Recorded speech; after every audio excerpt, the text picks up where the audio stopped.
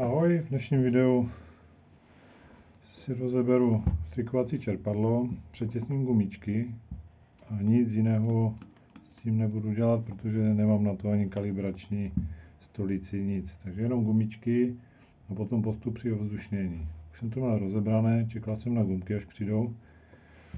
Tady jsem si objednal z AliExpressu gumičky, ale když se na ně člověk dobře podívá, tak oni v těch krajích mají kazy. Jo, někde. Takže jsem nakonec je vytáhnul pryč od firmy NBR, černé, s rozměrem 20 vnitřní a 2,5 mm dloužka, je tam dám.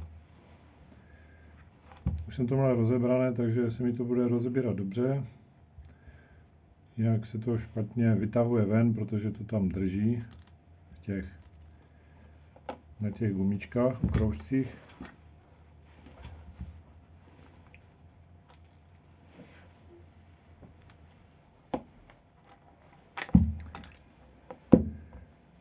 Jo, mám ještě tam ty původní zelené. Když to budu skládat, tak si to dám na maximum. Tam je chcípak v podstatě na konci. Vytáhnu ty staré gumky z toho. Oni jsou nové, ale prostě nějak tomu nevěřím.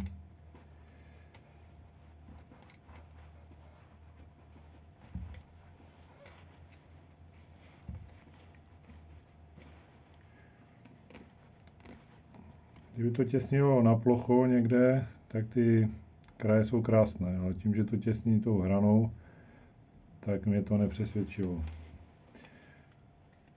Takže kvalita opět za rozumnou cenu.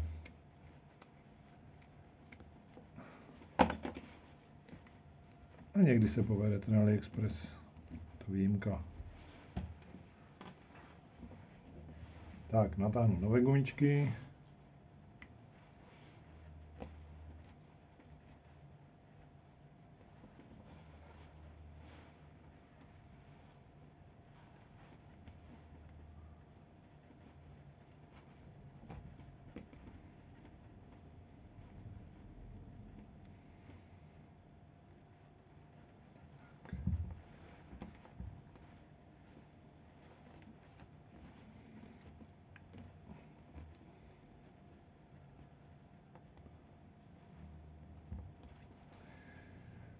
Měl jsem motor na opravě u pana Jorči ve Slav servise. Vyměnil mi gumičky v čerpadle, když ho nastavoval, takže za tomu děkuji. Nafta mi padala díky tomu, že jsem si koupil ve výprodeji hadici na palivovou hadici, tu pancéřovou, opředenou, no a ona samozřejmě ta guma byla úplně styřela.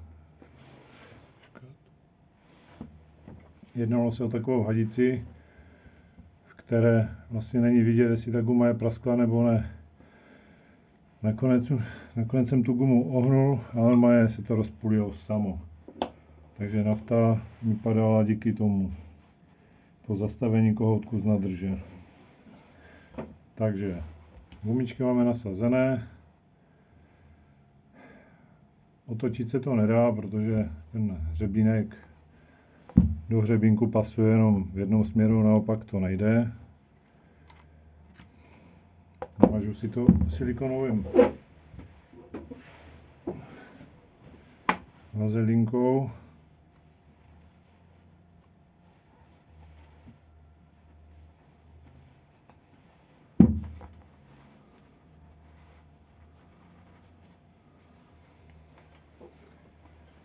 Tak.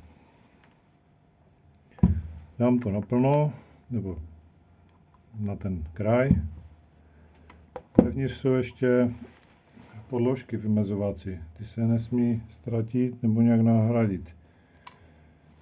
Jedině se to mění na té kalibrační stolici, kdy se to ani ty dva se nesmí přehodit mezi sebou. Na tom jednom, na tom předním tady, to je první válec, je uvnitř tlakový zpětný ventil, a díky tomu se to nedá normálně ovzdušnit, musí se to povolit. U druhého valce je to skrz vidět až sem, kde jsou ty nastříkové pístky.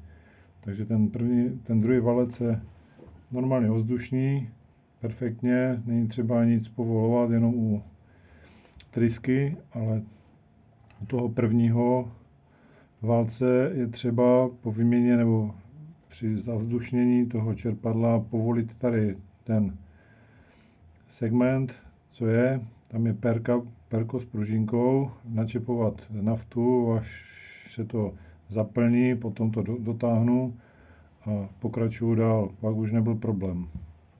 Kvůli toho jsem to nemohl ani. Tak, mám to hotovo, složit. Tak. Před rozebraním si tady ještě udělám rysky, jsem si udělal šroubovakem, ať je to přesně v pozici, aby dávkování bylo přesné, tak jak bylo. Tak to zatlačím, dám to zhruba na krajíček, jo, musím to tady držet, tak, potlačím,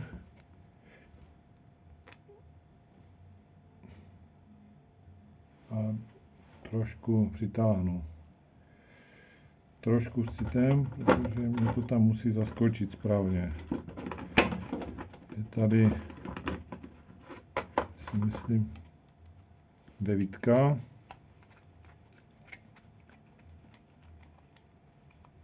Je úplně s citem, protože ty zuby musí zapadnout, jo? Ještě to tam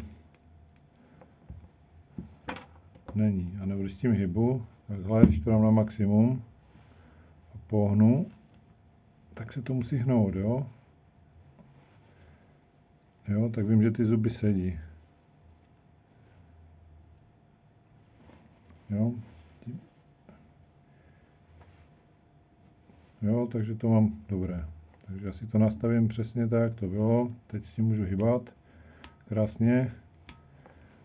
Dám si to do té pozice na tu rysku, kterou jsem si udělal. No, není moc vidět, ale je tam. Žádný fix. Ideálně je prostě jemná čára, aby to bylo přesně tam, kde to bylo.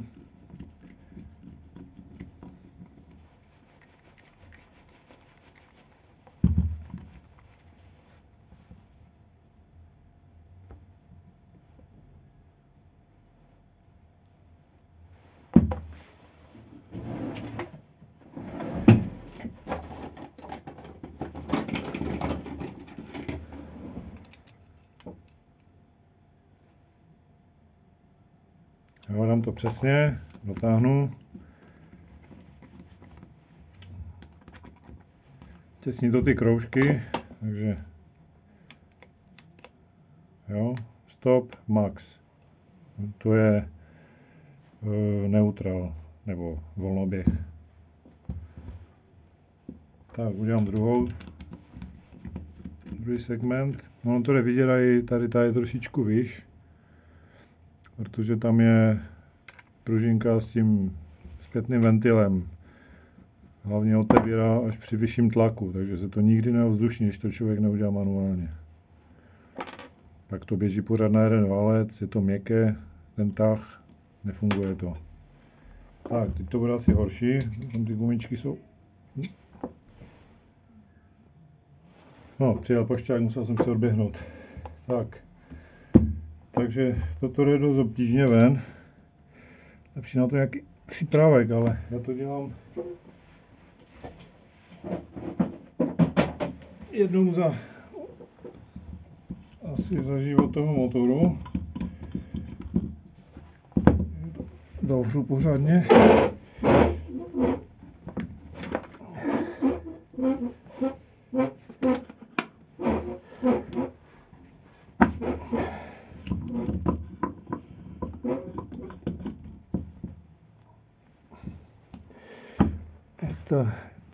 Počkej, jak jsem to měl.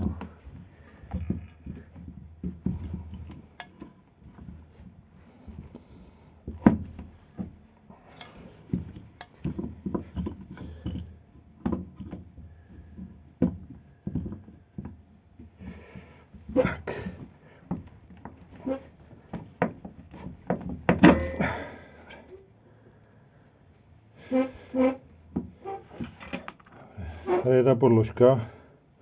To tam hodím hned zpátky.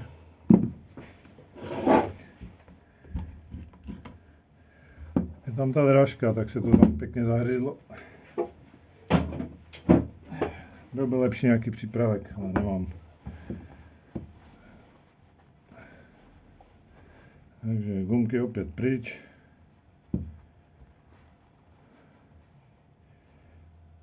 Jak jim nevěřím. Pojď.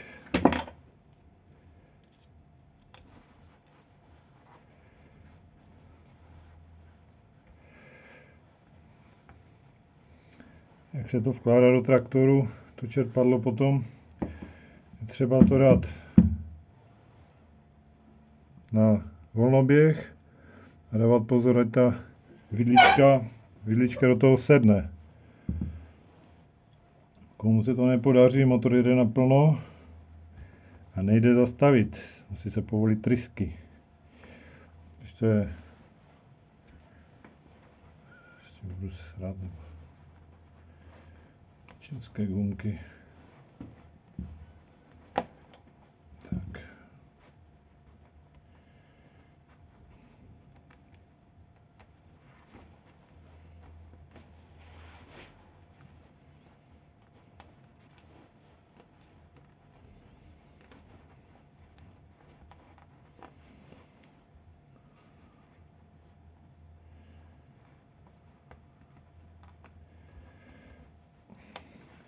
Uvnitř v těch segmentech, které v těch pístkách není nic, co by těsnilo. Tam to těsní pouze povrchem, které je lapovaný nebo nějak upravovaný na přesno, a když se vydře, je to třeba vyměnit. Tam už se to dá otočit normálně naopak. Ale přes tu dírku jdou vidět ty drážky. To nebudeme dneska řešit. Takže ramenové gumičky.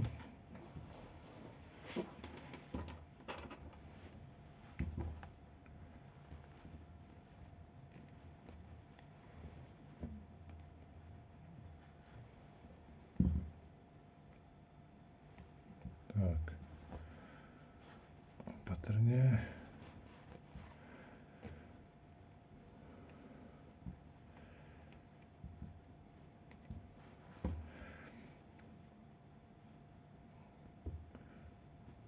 Komu se to nechce nebo má obavy, pan Jurča ve Slav servisu v Napajedlech to dělá. Čerpadlo se mu pošle a on to vymění, složí, pošle zpět a ještě to zkontroluje na stolici, jestli to je tak, jak to má být, dávkovaní. Tak, namažu, ať to tam pěkně vklouzne. Tak, podložka tam je. Opět dám to naplno, teď už to nejde, protože mi to drží ten první valec natočení, takže strkám druhý.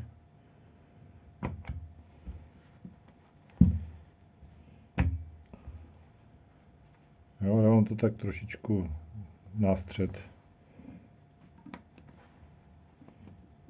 Jo, už teď, než ta gumka poslední zapadne, už se s tím dá hýbat. Takže když utlačím, pěkně to jde. Když to dám přesně na drážku, tak se to chytne začátku. Takže čerpadlo mám víceméně jako náhradní, tak ho dám jenom do krabičky a schovám, po případě, aby to moje původně nefungovalo nebo nějak teklo.